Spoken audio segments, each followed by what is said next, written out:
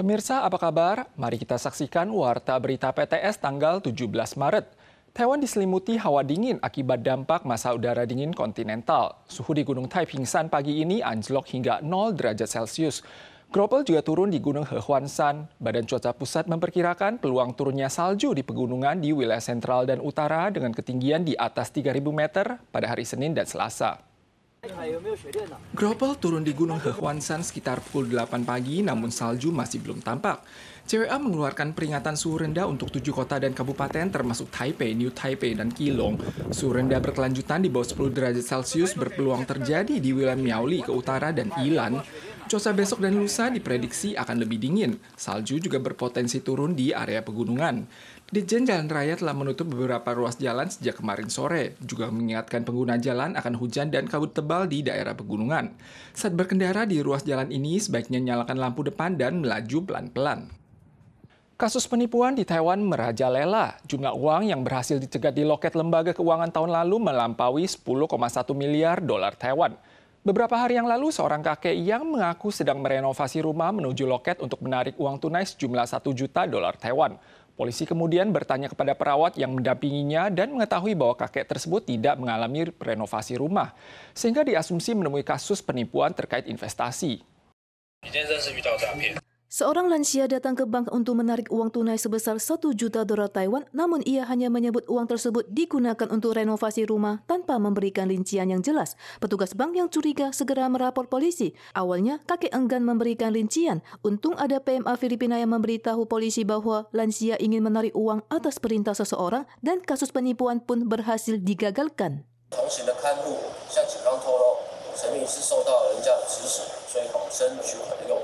Sindikat penipuan biasanya memiliki panduan khusus yang mengajari korban cara untuk menghindar dari pemeriksaan petugas. Seperti pada kasus lansia ini, ia ingin menarik uang tunai 3,3 juta dolar Taiwan dengan alasan membeli properti. Namun kenyataannya, ia telah terjebak dalam skema investasi palsu. Menurut statistik, penipuan yang berhasil dicegat di meja kasir naik dari 7,6 miliar dolar Taiwan menjadi 10,1 miliar dolar Taiwan pada tahun lalu. Meskipun petugas dan polisi terus berupaya menghentikan penipuan, namun modus penipuan pun terus berkembang dengan skenario baru. 比方说装修款、房屋修缮，或者是购买精品，还有一些像是以公司行号号称是交付货款，这些都是诈骗集团可能教民众在临柜汇款的时候会运用的诈术。 Kata-kata kunci yang sering ditemukan dari cara korban seperti renovasi rumah, pemberian barang mewah, dan transaksi tanah. Polisi mengingatkan untuk berpikir logis. Jika itu benar-benar investasi legal, tidak seharusnya menarik uang tunai di bank dan diminta untuk menutupi dengan alasan palsu.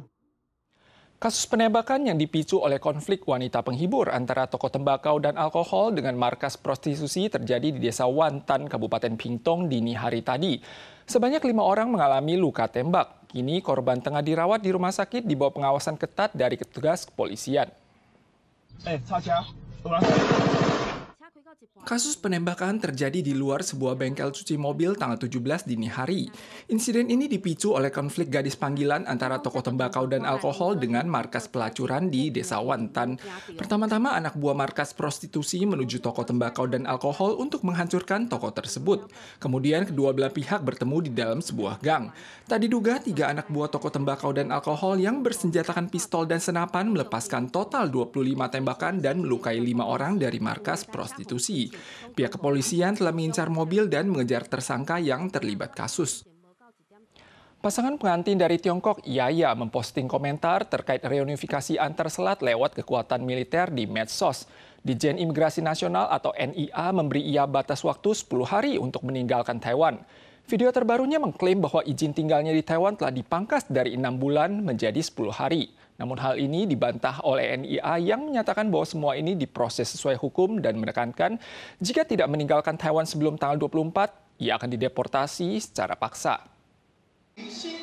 Ditjen Imigrasi atau NIA mensosialisasikan UU Pokok Imigran Baru bagi mahasiswa asing dan imigran baru melalui pertunjukan teater wayang potehi. Namun baru-baru ini seorang istri asal Tiongkok bermarga Liu berinisial Yaya mempromosikan video propaganda penyatuan Taiwan dengan Tiongkok dan video reunifikasi militer lewat medsos. Akibatnya, izin tinggalnya dicabut dan ia diperintahkan untuk meninggalkan Taiwan dalam waktu 10 hari. 原本移民署额告诉我因为我有孩子处于人道主义，让我收到废止居留证公文后去找他们，可以在台湾停留6个月陪孩子。现在有一个新的决定，要求我在10日之内离境。 Menanggapi hal ini, NIA menegaskan bahwa setelah melakukan interogasi, Yaya dinilai melanggar peraturan hubungan masyarakat lintas selat. Oleh karena itu, izin tinggalnya dicabut sesuai hukum dan ia diwajibkan meninggalkan Taiwan dalam waktu 10 hari. Prinsip dan sikap penanganan kasus ini tetap konsisten dan tidak berubah. 留女鼓吹武统言论的行为，引发社会高度的不安，有危害国家安全及社会安定之余，留女必须遵守 限期离境的命令。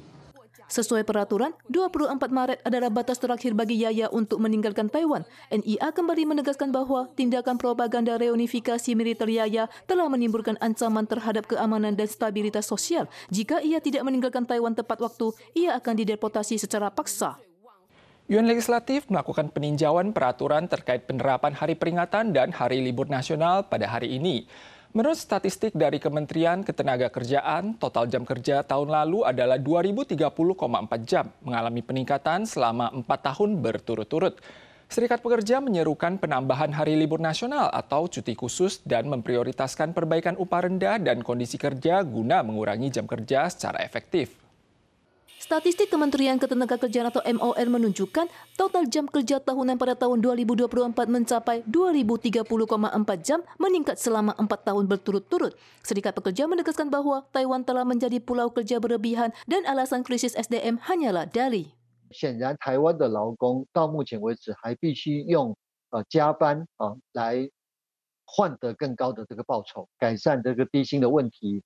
Menurut statistik, pada tahun 2021, karena ada penerapan peringatan level 3, total jam kerja tahunan termasuk jam kerja normal dan lembur turun ke level terendah dalam sejarah yaitu 1.999,2 jam. Namun seiring pemulihan industri, total jam kerja mulai tahun 2022 hingga 2024 terus meningkat yang bahkan mencapai 2030,4 jam pada tahun 2024, lebih tinggi dari sebelum pandemi yaitu 2025,6 jam pada tahun 2019. 现在劳动部有个声音说，那我们可以把那个特休假提高。可是你知道，台湾的企业平均大概13年就阵亡了，特休假能30天的并不多。